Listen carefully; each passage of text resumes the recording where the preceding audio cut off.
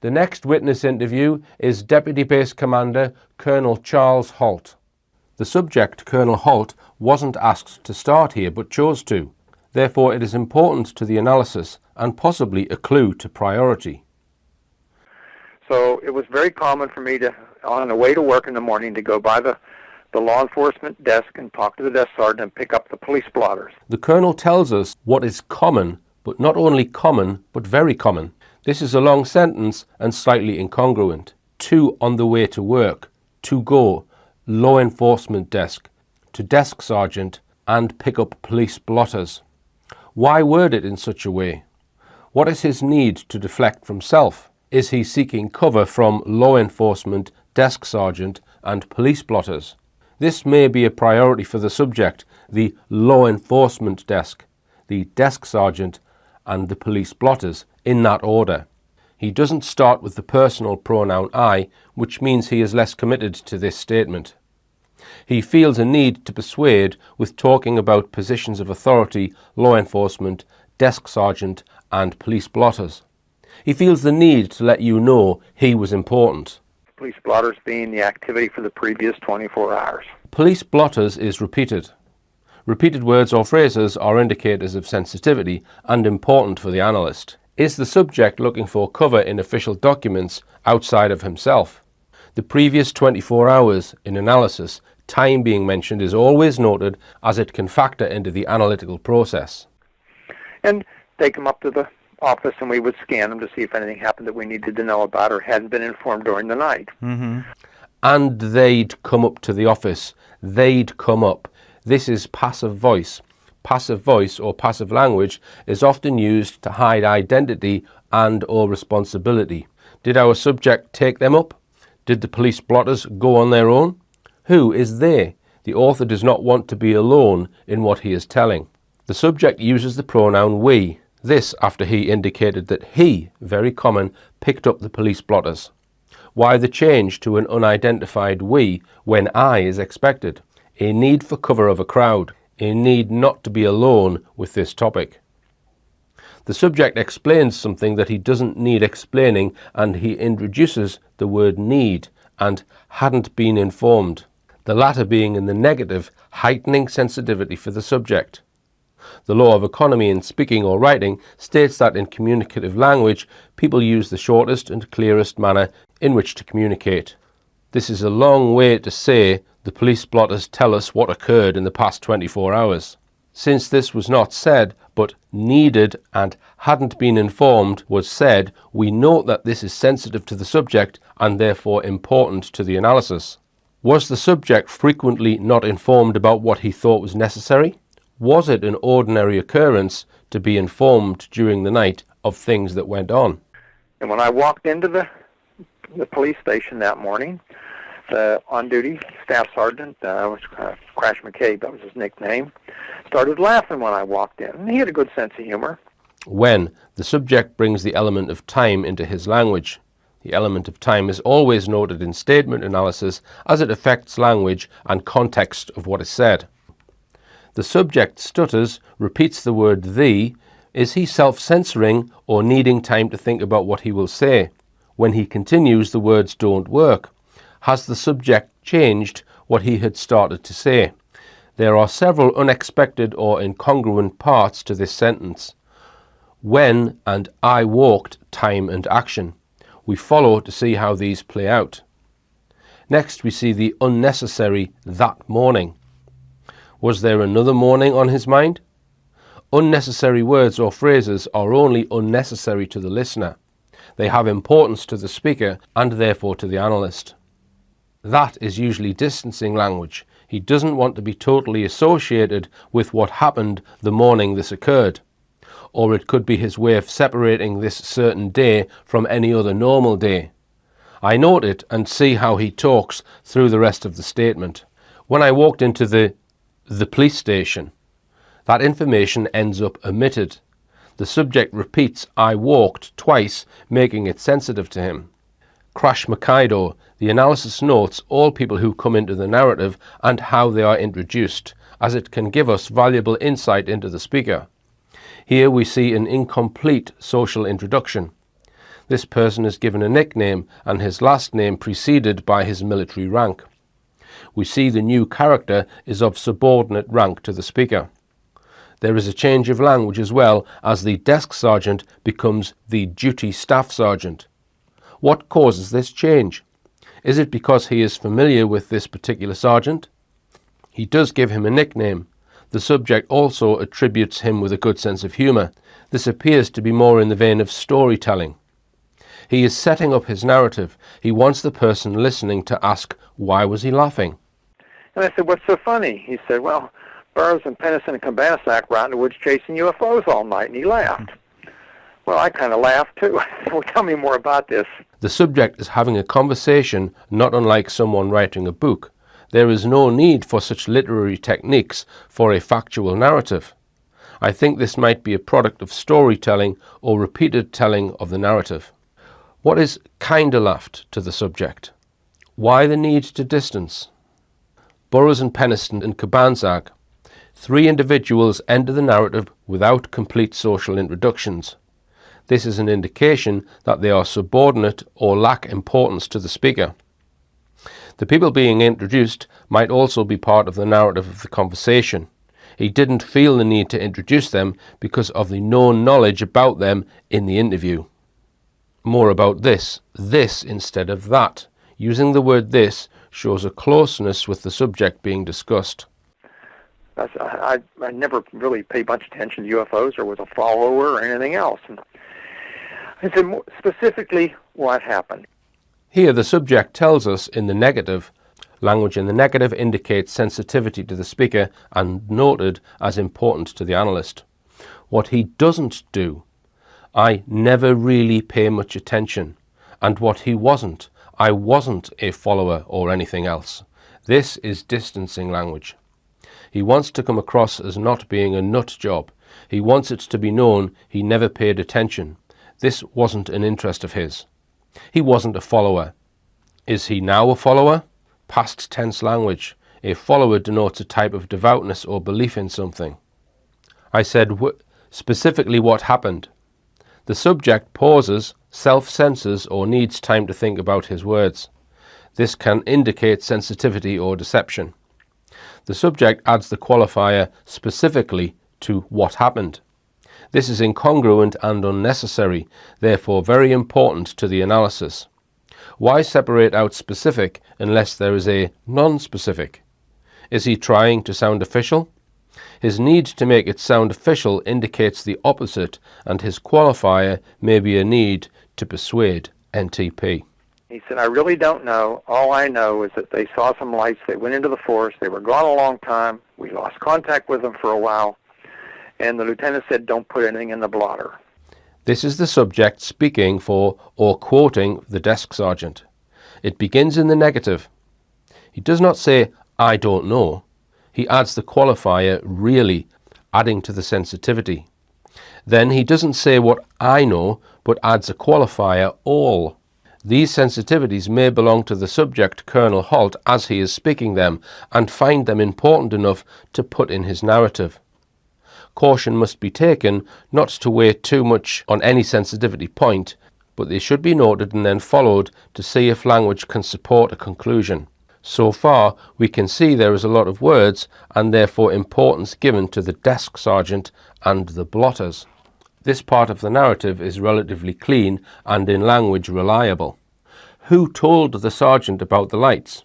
Was he in contact with the 3 people mentioned personally, or is this second-hand account to the sergeant? For someone that doesn't know, he knows about lights. He knows the lights were in the forest. He knows there was no contact with the 3 people that were sent. They were gone a long time. How long is considered a long time? Change of language from gone a long time to we lost contact with them for a while. And there is missing information here. What happened before the lieutenant came to talk to him? Were the 3 people heard from now? Were they in contact again? And the lieutenant said, don't put anything in the blotter. The blotter holds a lot of importance and sensitivity to the subject, and it is repeated many times.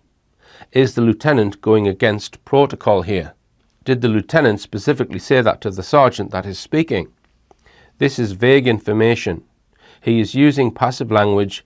If it's an order, wouldn't the expected language be, "The lieutenant told me don't put anything in the blotter"? I said, no, you got to be kidding me. You got to put something in there. You can put in there unexplained lights or something of that nature. So he added something to the blotter of that nature, and I don't remember the exact wording. The subject remains using communicative language similar to a screenplay or book narrative. This makes it look like the subject has played the story over in his head and may be speaking from past telling of his narrative, which may distance from the experiential memory. He is important enough to outrank what the lieutenant has said. He is the good guy who follows protocols. You have to put something because that's the rules. He is telling the sergeant what to put in the blotter. This sergeant must be pretty easygoing to have two ranking officers telling him two different things and trying to comply with both. So he added something to the blotter. The subject mentions the blotter again.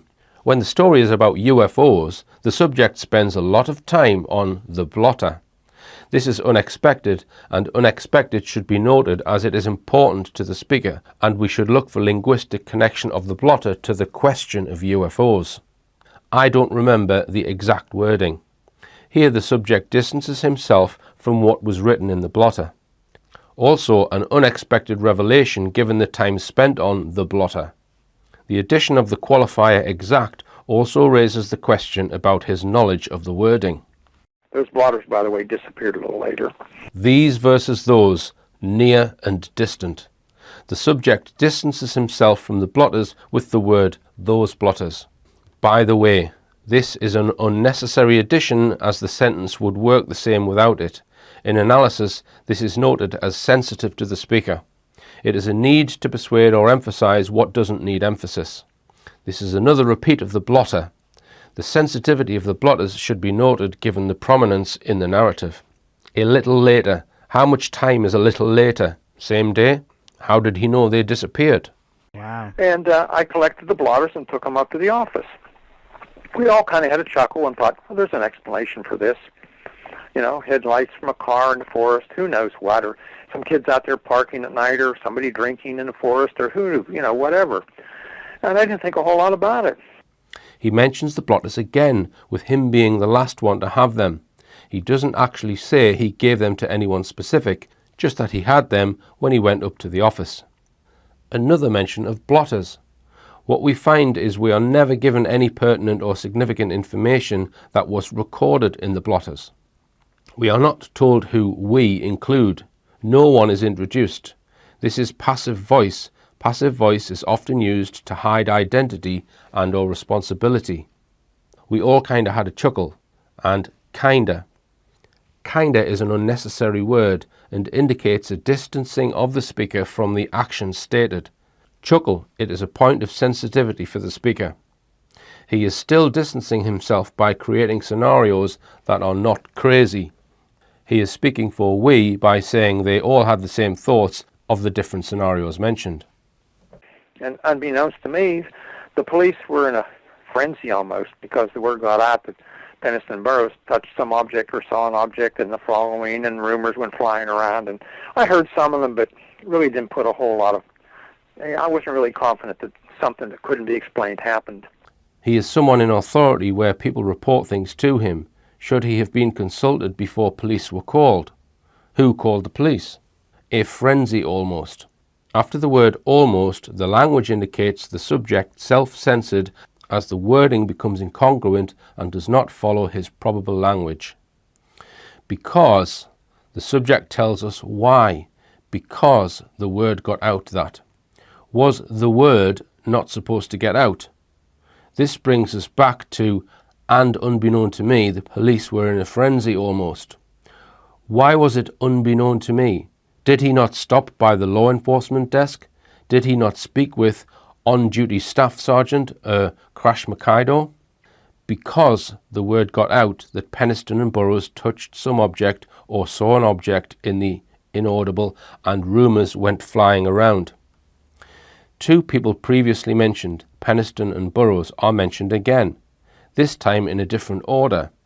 This might be an indication of relative importance to the subject as it relates to the narrative.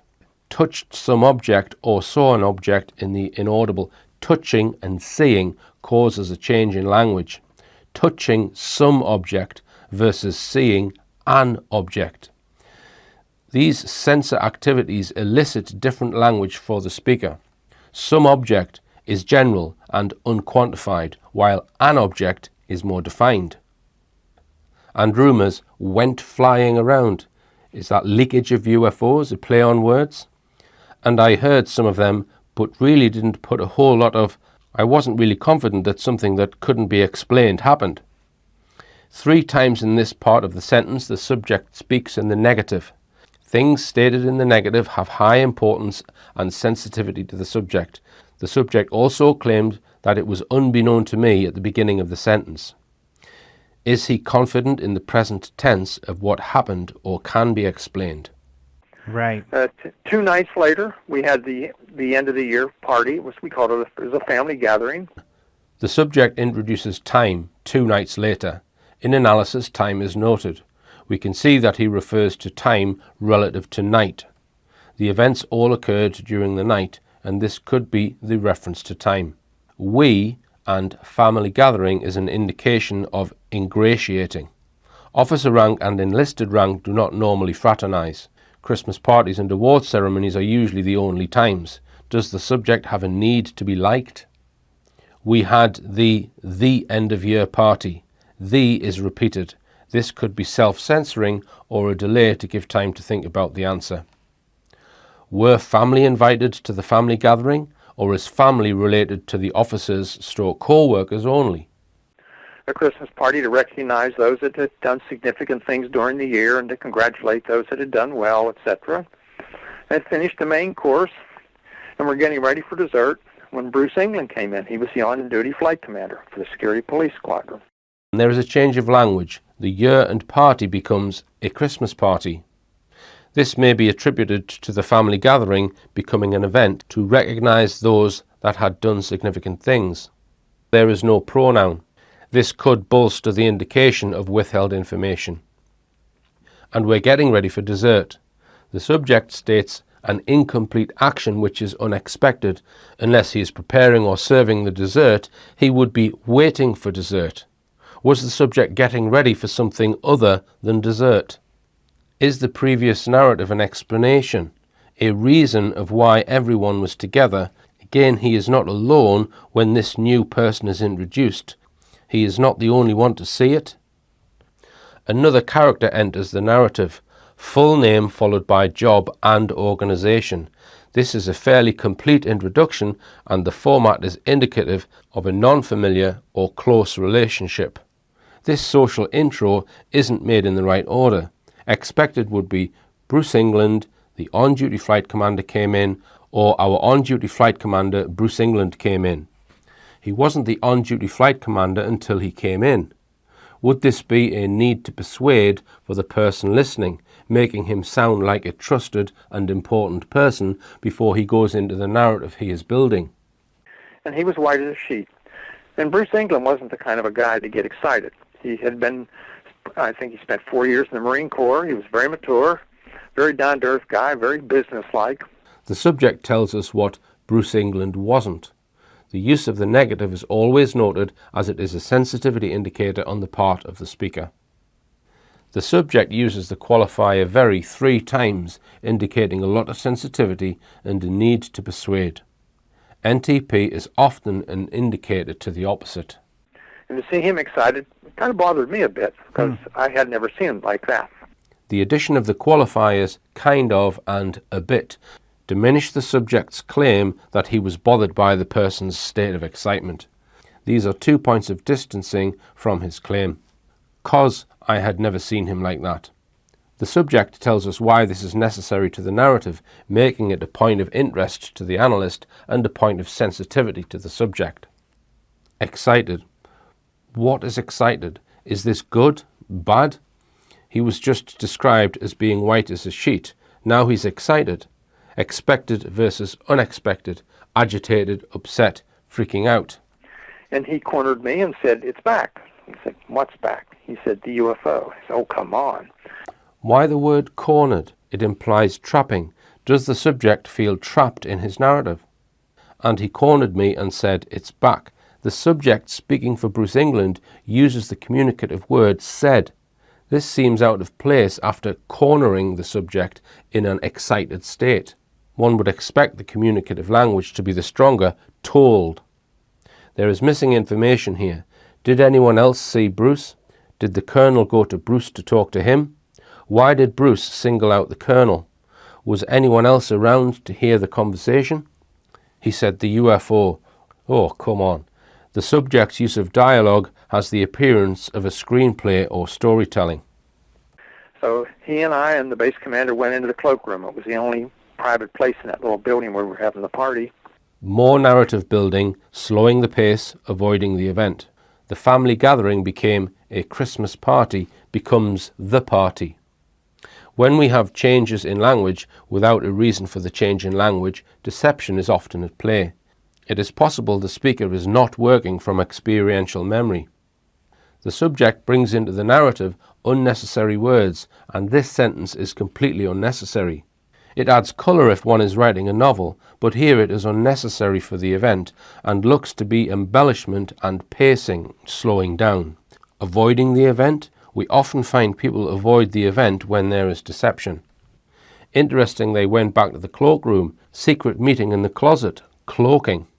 That little building, now he is minimizing the space. Why is this so sensitive for him? He is distancing himself from the building. And I said, specifically what happened? He said, we were out in the forest, we saw something, we saw some lights, we couldn't explain it. The subject uses the word specifically for what happened. This is unexpected. Are there non-specific things he does not want to hear or divulge? Is this to keep the person within a certain dialogue? A dialogue which has been predetermined? Is this a peculiar speech pattern of Colonel Holt? Bruce England uses the pronoun we 4 times to describe the events in the forest. This could be crowdsourcing, a desire not to be alone with the claim. He said is passive. If he was excited, it would be told us. The order is wrong. They were in the forest first, then they saw something, then they saw some lights they couldn't explain. We took some light alls out. I said, you took what out into the forest? I mean, this is going off base in a foreign country. He said, well, something's going on out there. So myself, I was a bit concerned then, more concerned about the public relations with what the fallout of this all could have been. Mm-hmm. And the base commander said, well, I've got to give a few speeches and present some awards. I said, you took what? The subject emphasizes this point. I mean, this was going off base in a foreign country. This might be leakage or an important point for the subject for him to emphasize, to put so many words to it. Taking a light vehicle off base is probably standard practice for the Americans. Therefore, I question his strong reaction to a mundane item. Is this an exercise? Is this the Americans covering up an incident from their base? Were they missing an object? Did something fall from one of their planes? What was the subject's concern? What was the public relations issue? Why did he say fallout? People have made reference to the US base holding nuclear weapons. What could have been? This reference by the subject could indicate they were covering up a public relations issue which could have caused fallout. What the fallout of all this could have been? The entry of the word fallout is possibly leakage or an embedded admission. Was the fallout of the nuclear kind? It is in the context of heightened concern on the part of the subject. The only reaction is from the colonel. The base commander didn't have any reaction or concern here. Is this the good guy principle? He is a rule follower. This was not normal procedure and could have big consequences, and he is the only one concerned about it. This is another time when the normal procedure was not followed. First, it was not to put anything on the blotters. Now it's people going rogue in the forest in a foreign country. The base commander is wanting to get back to his speeches and awards. This was not important to him like it should have been. Is this a subtle dig towards the base commander? Why don't you go out and investigate this and we'll sort this thing all out. So I said to him, okay. This is a very wordy sentence and slows down the pace of the statement. It's a good guy principle, doing what he was told to do. And I was wearing a suit, so I had to go home and change clothes. And I talked to the police commander, Mel Zickler, and I said, who do you have available? And he said, well, Master Sergeant Bobby Ball is available. He's on duty tonight. I knew Master Sergeant Ball, very responsible person. This is a lot of unnecessary information and need to persuade. He remembers the details so well, even down to what he was wearing and how he had to change. Lots of and run-on sentences. Need to persuade about Sergeant Ball's responsibility with qualifier of a very responsible person. I said, can you have him collect me at the house in about 30 minutes? And I went to the disaster preparedness officer, and I said, who's your standby person? And she said, Monroe Nevels. And I knew Nevels because Nevels had been involved in a lot of exercises we had, and I knew he was a very good amateur photographer. In fact, he had a degree in photography and had worked part-time for the base newspaper. So I said, well, call him, have him meet me at the disaster preparedness office with his camera, and be prepared to go into the woods. The subject introduces 4 new characters. All of them are given names and titles, with the exception of the preparedness officer, who is left nameless. Dropped pronouns when talking about degree in photography. There are a lot of explanations of these people, how he knew them and what kind of people they are, i.e. very responsible, very good amateur photographer. I went home and changed clothes. The police picked me up. Bobby Ball picked me up in a Jeep. We went down to the disaster preparedness office, and Sergeant Nevels was already there with his camera. And I said, take one of your Geiger counters in APN 27, just in case, so we can show that there was no radiation out there. The police picked me up. Bobby Ball picked me up in the Jeep. Picked me up is repeated. The Jeep, not a Jeep. Why? Is there some other significance to this vehicle that is left out? These may be 2 indicators of sensitivity. How can 2 different people pick you up? Is Bobby included with the police, or are there 2 separate pickup points? Why does the subject say your when he referenced the Geiger counter? This may be distancing language on the part of the subject. Just in case, so we can show that there was no radiation out there. This may be a HENA clause. The subject tells us why he did something when there is no expectation of an explanation. This is supported by the sensitivity shown by the negation regarding radiation. So we can show that there was no radiation. Why did the subject consider radiation from the start? Why did he not explain why he needed to show that there was no radiation? So he picked up a couple and said, well, which one do I take? I said, well, calibrate both and see which one's the best. He said, well, they're both the same. I said, well, pick one. So he did. More unnecessary verbiage on the Geiger counter. For Geiger counters to enter the subject's verbalized perception of reality, there must have been a need to measure radiation. Some of the dialogue may be narrative building and embellishment from repeated telling. It does resemble storytelling. Well is repeated 3 times. If this is his, your Geiger counter, where did the other one come from? Wouldn't he know how to calibrate? The Colonel seems to be the key person here to tell everyone what to do, how to do it, because no one seems to be concerned. There are inept people with him where he has to tell him to calibrate. It seems this would be a known process. And off we went. We went down to the motor pool to get fuel because the Jeep needed some gas. And several light-alls were down there getting refueled because somebody out in the forest had sent them back saying they wouldn't work because they were out of gas. Well, when we got there, they weren't out of gas, but they were trying to put more gas in. There is unnecessary wording to the narrative. This is an indication of storytelling and possible deception. It is peculiar that the subject explains why he went to get gas for the Jeep. This could be the way he introduces the gas issue of the light-alls, which would show a need on his part to bring up the topic in a hidden manner. It is unexpected. Analysts note unexpected language as it is important to the speaker. Somebody. This is passive voice. It is possible the subject is unaware of who sent them back, in which case it is appropriate. The topic seems contrived, and that is why I make note of it. Why did the subject bring up the light-alls and not give any backstory or reason for the inclusion to the narrative? So we fueled and went across the base, out the back gate, or the east gate, as it's now known, infamously, I guess. Right. And down into the forest. And lo and behold, there's, I'm guessing, 25, maybe 30 cops out there. Oh, half a dozen or more vehicles, Wow. 3 or 4 light-alls. I'm thinking, oh my gosh, this is a public relations disaster. I mean, somebody calls in and calls the local PCs, and the press comes out here and says, here's all these crazy Americans running around the woods in the middle of the night investigating UFOs. I'm thinking, boy, this is beyond control already.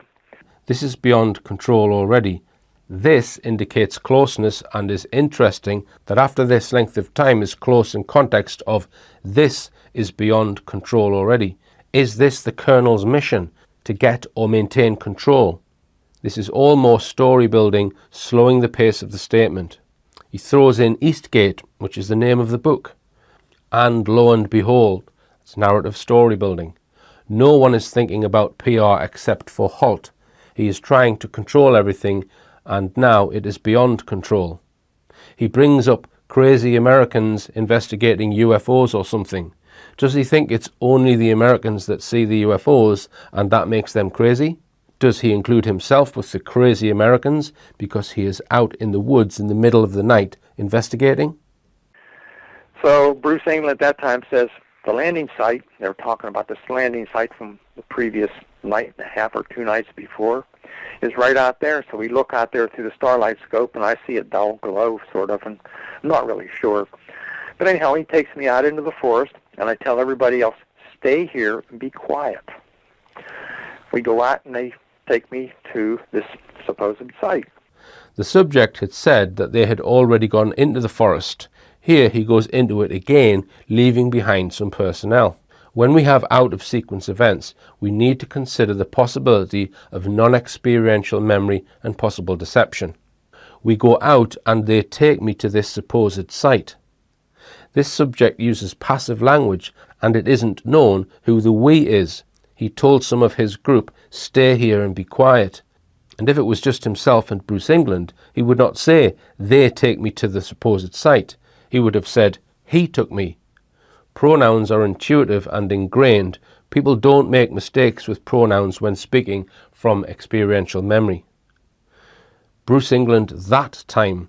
What other times has Bruce talked to him about the landing site? How many other times have there been? It's out there, no specificity. Even through a scope, it is not visible. If Bruce had knowledge from the past 2 nights, he would know exactly and specifically where it was. Holt has asked for specifics. Now it's out there. Again, Holt has control. He is in charge, telling everyone to be quiet. Holt does not want to be alone in these statements. And there's 3 indentations. We measure them. They're equidistant apart, about 1 foot in diameter, 3 to 4 inches deep. And we're milling around there, measuring, taking radiation readings, which turned out to be about 8 to 9, 10 times higher than normal background radiation. Wow. The area in the center of the triangle formed by the 3 indentations has a much higher reading than in the indentations themselves. There was a very heavily mature pine forest we were in. Looking overhead, we can see that while the branches were broken, and directly over that site where the 3 indentations were, you could see the sky, and that was the only place in that area you could see through the pine canopy. Radiation readings were taken on the pine trees, which turned out to be much higher on the side toward the supposed landing site than the other side of the tree. And we're talking about things and milling around a bit, and suddenly I think it was Bruce England said, what's that we see over there? Much of the dialogue is in the present tense, like a screenplay or storytelling might unfold. And we're milling around, and milling around. The subject repeats, milling around. Are they actively waiting for the event? Do they know that an event is to happen? Was an event planned? That was the only place in that area you could see through the pine canopy. This is unexpected, given that we will be told that they watch an object flying around in the dense forest where one cannot see the sky. I think it was Bruce England said, "What's that we see over there?" The subject thinks it was Bruce England, passive voice. The subject uses the pronoun we in What's that we see over there? Does the subject need to hide in the crowd with we? It is unexpected. What is expected is the person to say, what's that? Or I see something over there. Incongruent and out of sequence is often an indication of storytelling and deception. There's, pausing to think, heavily mature pine forest, a need to persuade and part of the narrative of what's coming next with the explanation of since it's a heavily mature pine forest, no sky can be seen except from where the UFO broke branches all around where it landed. There is no talk of broken branches on the ground. Mm-hmm. Now at this point, I know you had come out into the forest expecting to find a prosaic answer, but now that you started getting these strange readings, how were you feeling then? Were you thinking maybe there is something more to this situation? And what I was really feeling is, how did I ever get into this, and how am I going to get out of this? You know what I'm talking about? Like, oh my gosh. Yeah. Why didn't I stay back there and send somebody else? So, and then at this point, somebody sees something else. I believe it was Bruce England, as I remember. See something. A red glowing object with a black center. And was it on the ground? No, it was above the ground. And my guess is it was maybe 10, 15 feet above the ground. Okay. At that point, it appeared stationary for a moment or two. We watched it, and then it started to move. It moved horizontally, but not in a smooth pattern. It actually bobbed up and down and came into the forest and moved through the trees. So, in other words, it went basically horizontally, but it occasionally went vertically, going around things, and it was obviously under some type of control. We watched it probably, I don't know, minute, 2 minutes, maybe 3 minutes. At one point it came toward us, and then it receded away from us, and went out into the farmer's field. We watched it there for a little bit, and I said, let's try and approach and get closer. The whole time the black center appeared sort of like an eye, like it was winking. Wow. And it appeared to be dripping, the equivalent I would relate it to molten metal. It was shedding something. The subject stays with the pronoun we when there is anything related to what the object, light, was doing. We know Colonel Holt is capable of using the pronoun I as he applies it to his own dialogue and thoughts. This is unexpected. This is a unique experience, and the pronoun I is expected when relating what happened to the individual. The distance to the object is not stated, and this is also unexpected given that we are told how high it was. And I said let's try and approach it and get closer. Here the subject speaks incongruently. Let's try and approach it and get close. These are to say the same thing, similar to repeating oneself. This indicates a heightened sensitivity to the action and a need to persuade that this is what he said. The farmer's field. The article "the" in front of farmer's field indicates some familiarity with the farmer, otherwise one would expect the article "a farmer's field." The field of the farmer were not introduced. This is inconsistent of what was said before with the heavily mature pine forest, where you can only see the sky in one place. Here we have a UFO bobbing up and down, coming into the forest and moving through the trees. There is no talk of branches breaking. Holt is taking charge again. It's his idea to take a closer look. We watched the object, and then the object was reflecting. Now, the farmer's house was directly across the field from us. And we could see the object reflecting in the windows, and it was just flickering like the building was on fire. Wow. We watched it, and I was very concerned for whoever was in the building because it wasn't that far from the house. And I was thinking, wow, I'm glad I'm not in that house. And suddenly the object just silently exploded into 5 white objects, much smaller, and they all just disappeared. Wow. So they didn't head up. They just... No, they exploded out like a starburst, sort of like a fireworks. The subject continues to use we for watching or describing the object and refers to I to relate his concerns. The lack of commitment to personally be in the statement regarding seeing the object is unexpected. Here, the use of the personal pronoun I indicates commitment. Is the subject telling us there was real reason for concern on the part of anyone in the farmhouse?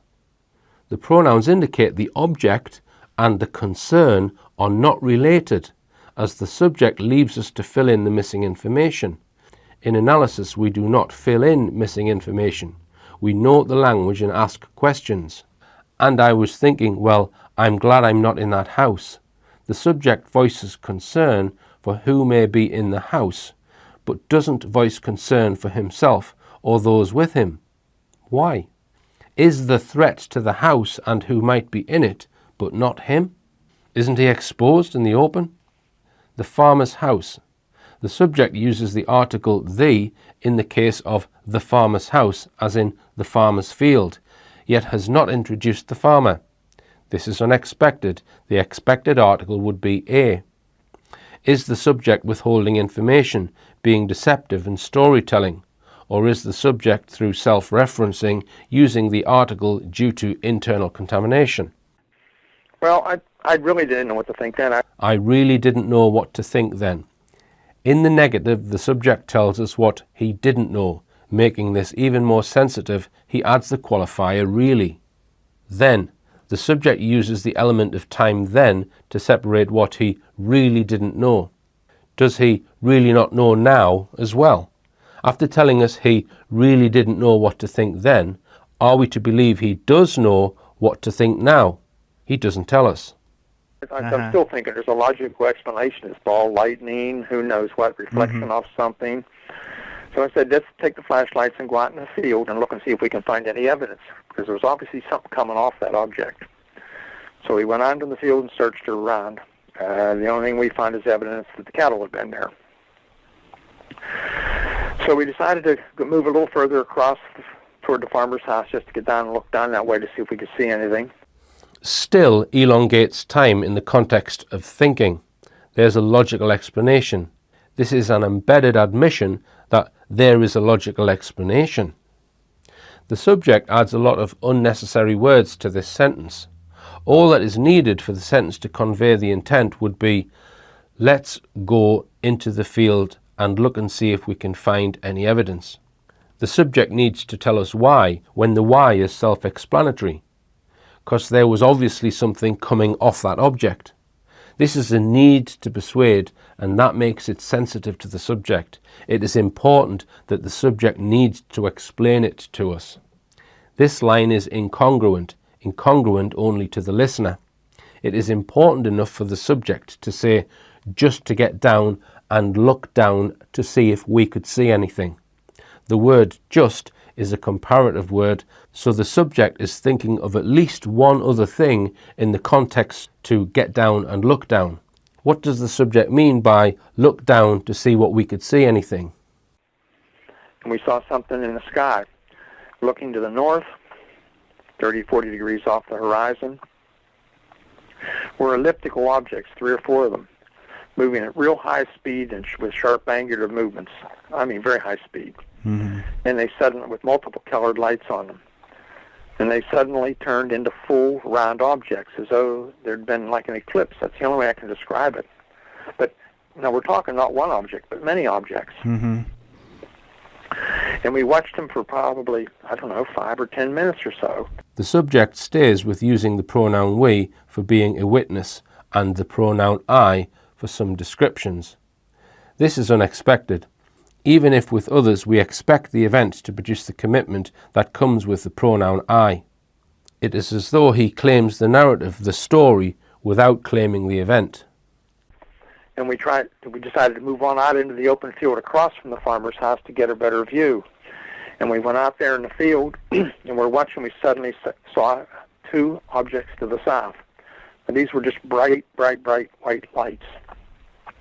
My guess is 3,000-4,000 feet.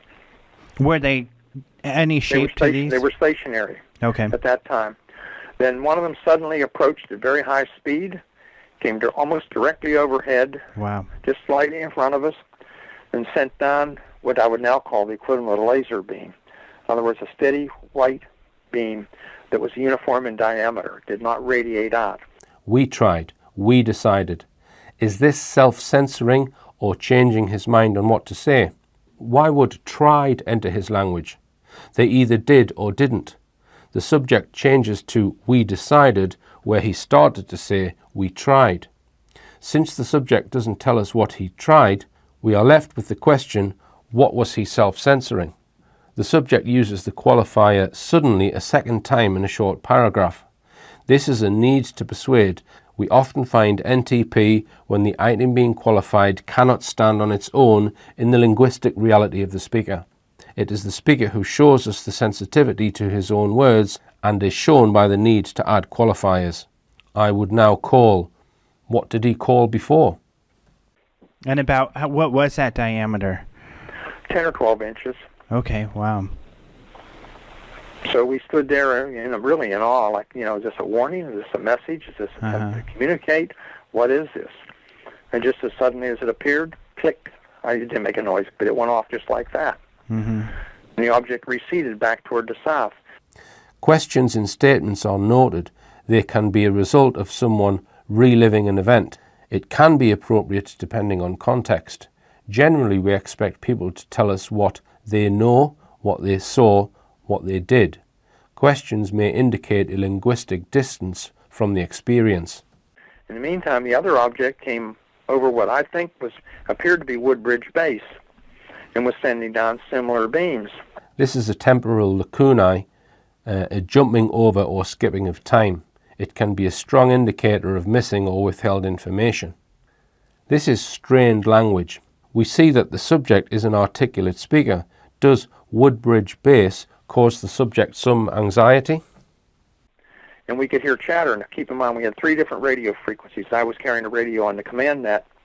Bobby Ball, I think, was on law enforcement, and Bruce England was on security net. So 3 different radio nets. And we could hear the chatter from the police on the security net that these beams were falling down into or near the WSA, weapons storage area. Well, I had a great deal of concern about that. I said, this is unbelievable. Nobody's going to ever believe any of this. Mm-hmm. They were monitoring 3 radio frequencies. First listed command net, then law enforcement, then security net. Order listed can indicate priority. Here the subject starts with the frequency he is on, and we could hear the chatter from the police on the security net. Why are police on security net and not law enforcement? These beams, close, these versus those. Concern about that, distance, this versus that. This is unbelievable. Close, this versus that. To ever believe any of this. Close, this versus that. Here it seems the only distancing is concern in context of the lights falling in or near the weapons storage area. The subject shows closeness on the believability. The believability garners linguistic closeness and heightened sensitivity as he adds qualifiers ever and any of this. This is unbelievable. The subject may be leaking or admitting that the narrative is unbelievable. He could have said hard to believe, or if I didn't see it myself, I wouldn't believe it. And then was that the end of the sighting? Then the beam stopped somewhere soon thereafter. The subject stumbles. The question might have flustered the subject. It was a yes or no question. This is both unexpected and curious. Why not say, no, it is not the end of the sighting? After the stumble, the subject goes out of sequence. As he already said, the lights, beams went out. Here they go out somewhere soon thereafter. Somewhere soon thereafter. Somewhere is location, not time. Soon thereafter is time plus location. Location and time seem to have an effect on the subject. Sensitivity. But the 2 objects stayed in the south, and the 3 or 4 stayed in the sky to the north. Okay. And now when we crossed past the farmer's house and crossed over his road, we stumbled into a stream, and we were all soaking wet because we didn't see it in the dark. Uh-oh. I was back out there recently, by the way, about a month ago, and the stream's still there. And we were cold, wet, and keep in mind this is December. Temperature's probably 33, 34 degrees. The wind's blowing off the coast. It's miserable. We're cold. It's 3 or 4 o'clock in the morning. We decided, hey, we've had enough of this. Nobody will believe anyhow. Let's get out of here and go home. The number of words and sentences that come after a yes or no question is large. This could be an indicator of heightened sensitivity in the context to the interviewer's question. And then was that the end of the sighting? The end of the sighting, causes a reaction in the subject's speech and language. Here the subject relates something that isn't necessary, using extra persuasion. Recently, by the way, about a month ago, no one was questioning whether the stream was still there. This is seen as building up a provable fact, even if the fact has no bearing on the narrative. It can be seen in deceptive language, where a person plays up provable facts to bolster the rest of the narrative. The subject, Colonel Holt, is the ranking officer in this group. His continued use of the pronoun we is unexpected. Expected is I and assertion. The subject's continued need to use we diminishes his claim of unknown objects. We reduces commitment, hiding in a crowd, looking for security in numbers. What happened to his buddy, the amateur photographer? Did he take any radiation measurements where the beams were? What happened to their lights? Conclusion. It remains possible that the colonel is still required to maintain secrecy on what occurred under military code. The subject, Colonel Holt, does not answer the questions from the interviewer directly, and we can note where the subject begins is not influenced by the question, but by the subject's need to explain his account. The subject's sensitivity appears to drive his narrative. His apparent need to explain his narrative adds doubt to his words in a need to persuade. We can note that the subject distances himself from any direct personal commitment to the narrative, which is highlighted by the use of pronouns. Throughout the narrative, there is no use of the pronoun I in direct connection to the lights or unknown objects. What we also note is when the pronoun I does enter his language, it is in a descriptive manner or when he expresses concern for public relations, US military in a foreign country, the farmhouse and its occupants. He starts with an unexpectedly long explanation of the police blotters and his close relationship to the police and law enforcement. This may be his attempt to build legitimacy for his narrative. The reason he would need to build legitimacy is because he doesn't think there is legitimacy, as in need to persuade. It is our subject that brings up the Geiger counter and needs to bring one with them, so we can show that there was no radiation out there. The use of negation plays to the other elements of his language to cast doubt on his belief that there were strange, unidentified objects in the forest. We have the subject, so myself, I was a bit concerned then, more concerned about the public relations with what the fallout of all this. And then Colonel Holt asks one of the group to bring a Geiger counter. Linguistically, the subject distances himself from the strange objects through use of the pronoun we and not I, as well as sensitivity indicators such as qualifying words and the use of negation. Language in the negative telling us what he didn't do, didn't know, etc. He does not say, I saw strange unidentified objects. Linguistically, the subject commits to concerns of public relations and concerns for who might be in the farmhouse. We can say this because the pronoun I shows strong commitment. This commitment is bolstered by the fact he doesn't use the commitment for the other parts of the narrative. Question: does the subject, Colonel Holt, believe there were unidentified objects of concern in the forest? Answer: he does not indicate belief in the statement. Question: did something occur and the subject is not being open and truthful? Answer: the subject is withholding information. This may be due to his lack of commitment above.